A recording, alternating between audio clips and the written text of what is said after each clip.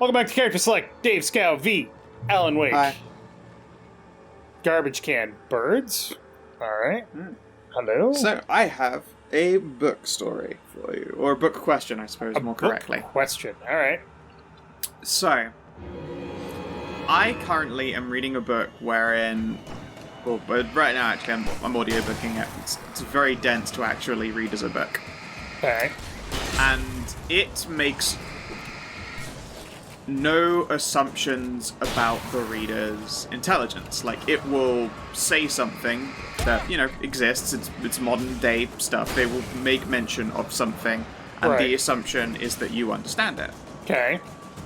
Do you like that in books? Do you like it to be like, I am going to assume you're not an idiot, I will not explain this, because you know what these things are? Yes and no. I like it when it explains something that is commonplace and how that commonplacity, which is a word now because I made it a word, affects the story. Like, I pulled out my cell phone. This is how a cell phone works, and this is why it's important narratively. Because that makes it a little bit different, you know? Sure, okay. Then allow me to dense the example. Okay. I pull out my phone and open WhatsApp. Do you think I should, as the writer, explain what WhatsApp is? Yes. Briefly. And how it's important. Interesting. However, if you are doing it later in the book, or in a subsequent book in the story, either pare down the explanation or cut it out entirely. Like, one of the things that drives me most nuts about reading the Dresden Files, which is a series that I absolutely love, is that every single book he explains something from the previous book in the exact same way. And I get it, it's for people that haven't read the books before. And he stops doing that toward later in the series, because by the time you get to book 15, you've really got to be reading the rest of the series.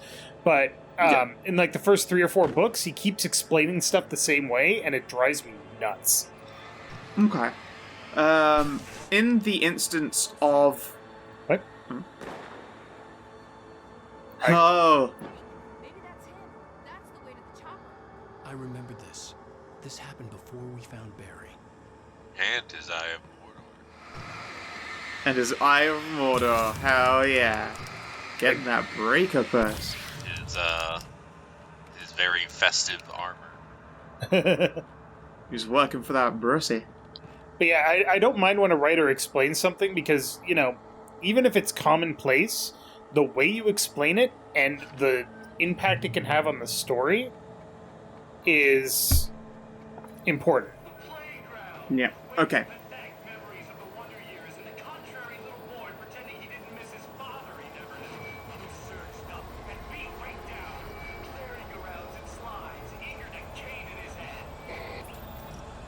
God damn it, Wake, you angry little bastard.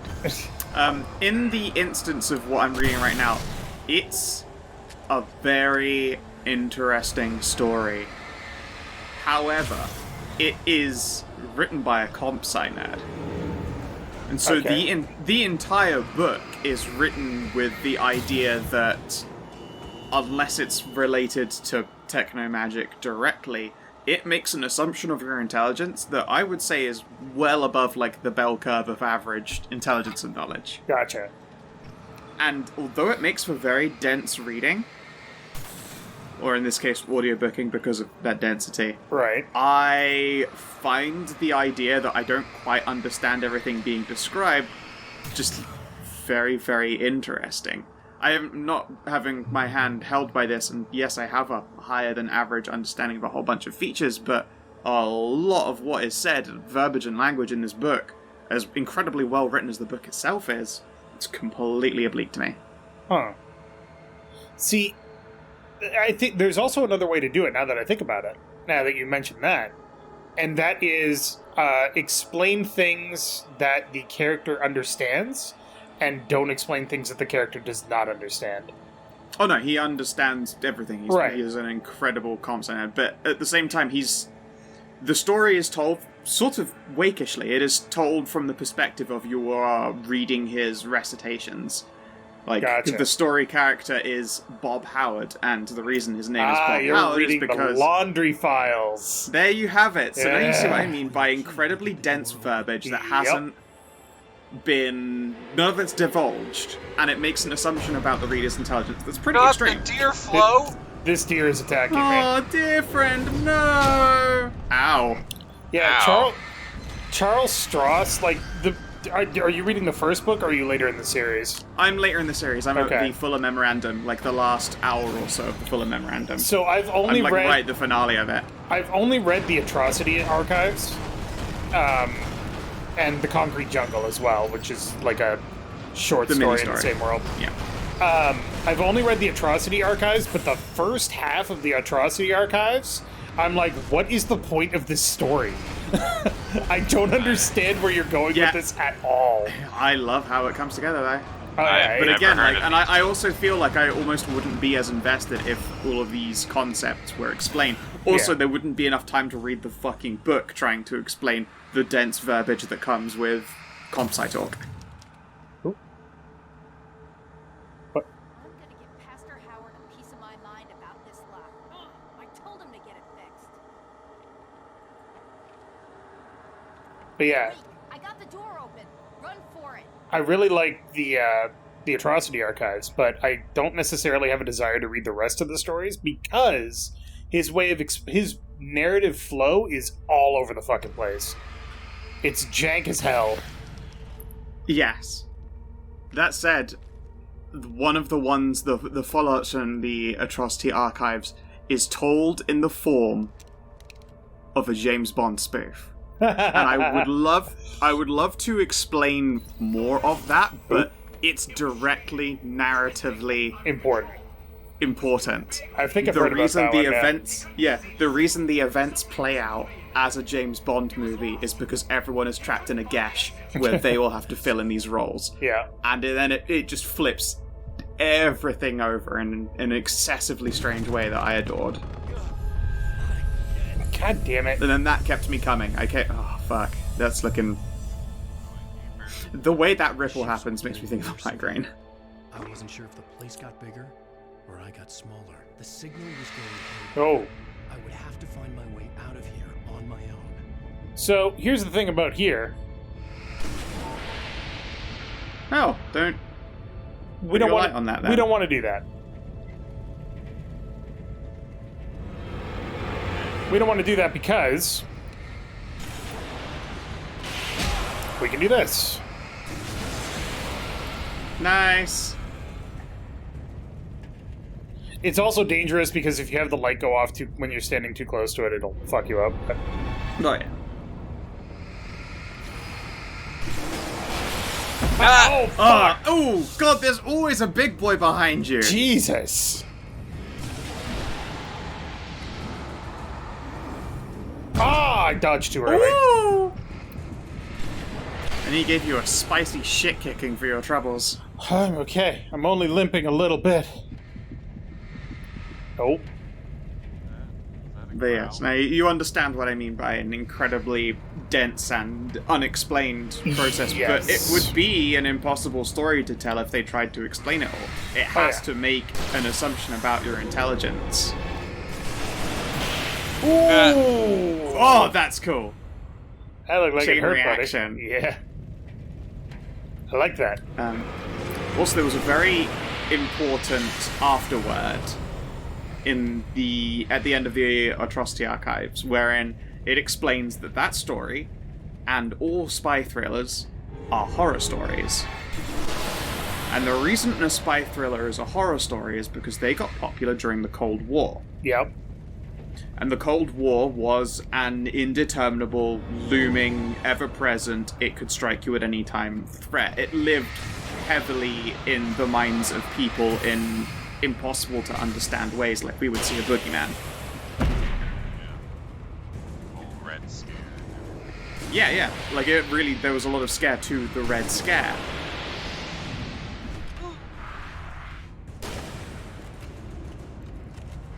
Okay. I think we're good. Yeah, and I think I remember what the actual twist is in that story. I'm not going to spoil it, but I didn't read it, but I don't want to read any of the laundry files because his writing style is a little frustrating at times, and his narrative flow just drives me nuts.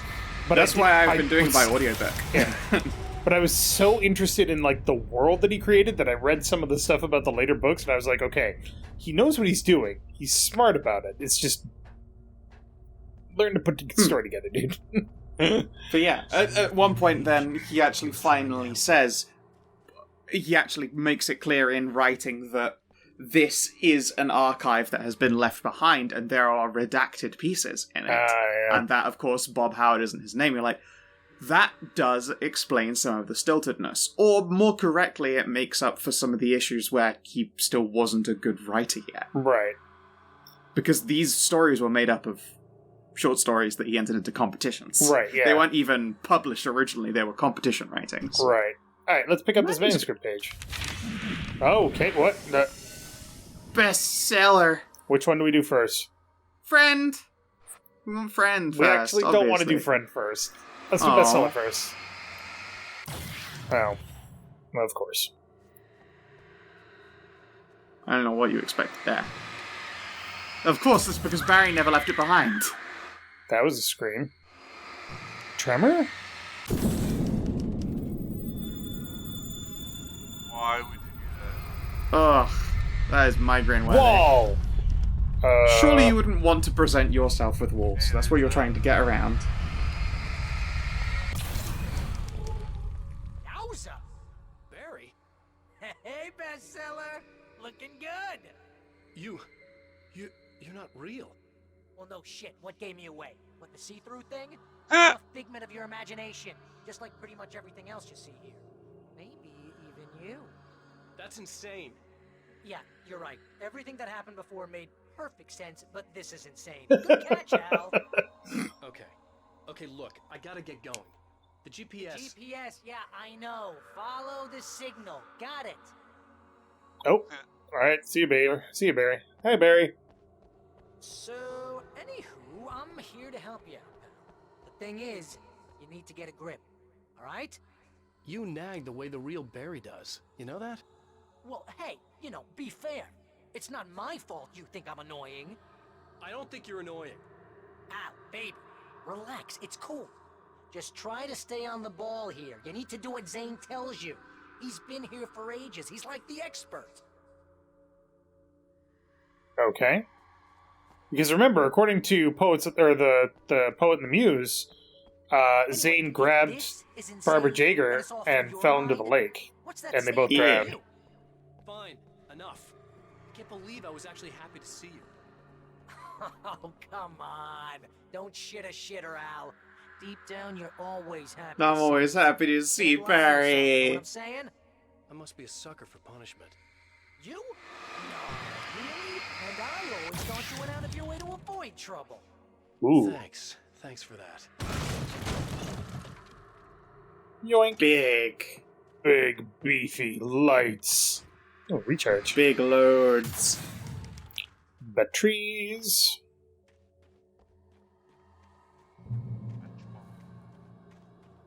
Boom. The signal's pointing towards that thing in the distance. Yeah, that'd be the Biltmore Sawmill. How the hell do you know that? I don't know anything you don't. So why don't you ask yourself that? Huh? Maybe you saw a sign for it back in the real world. Or maybe it's the sawmill, because I said it's the sawmill, and now you can't get it out of your head. Fantastic. I love it. Yeah, sure has given me a headache. Or is that your headache? Do you have a headache? Barry, Dude, we're bonding. Thanks, Barry. Thank you, Barry. What a hero.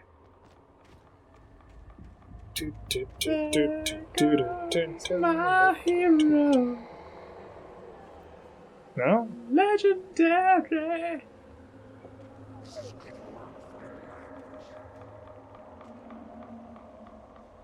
No? Oh, there you are. Oh, it's just a flashbang. Yeah. Neat. You're supposed to use the first one to see what it actually does. I thought that it was going to be people showing up there, so I didn't want to waste it, but... Yeah, I figured it would spawn a barrel. But it was much more literal. Not even flesh anymore. Just shadows and ghosts and thoughts slicing through his flesh. Ow! Fucking... They're not even people! Shadows now. Ow. Oh, My eyes? there We're we good. go. That was weird. I think it was just the way that... Ooh, fireworks. Let's go towards the fireworks. I like fireworks. Anybody? Hello? I want to use my cool words here, guys. Thank you. Whee! Lights. I don't even know if these things actually need to be shot. I think they just need to be burned. No, they turn into solid dudes when you...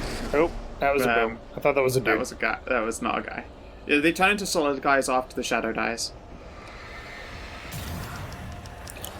Whoa, whoa, whoa! Yeah, my you got some God. knifey Nordic walkers ripping your asshole to shreds. Oh, they do. Okay. I ain't crazy. I know what's up. Come on, then.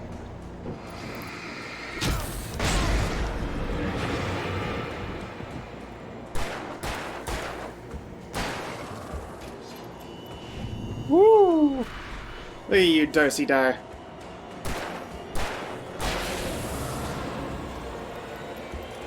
Alright, can I grab my resources now? Thank you.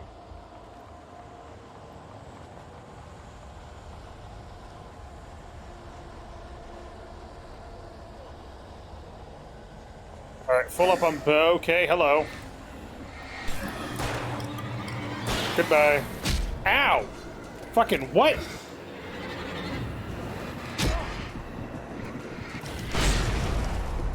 Bitches.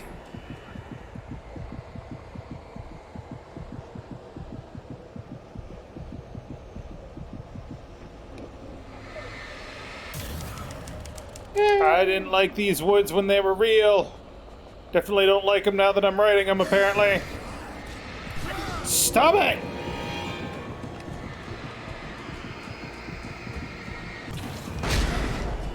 Did that hurt me? What the fuck? Yeah. Yes, a little bit. It hurt you a little bit every time you did that. I didn't even notice.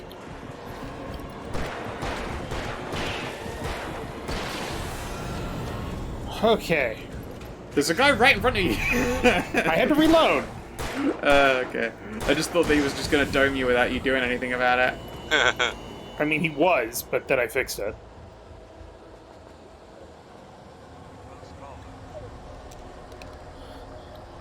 Flare gun! You like flare guns. I think It's a they're pro infinitely flag gun spawning, household. too. Ooh. Possess? Oh no. I wonder what that does. Oh. Of course it That was does. a terrible idea. That was obviously what that would do. No, I know. The thing about it is, it's such a trap that it actually turns into the possessed thing immediately. Like, you barely even have to touch it. Woo!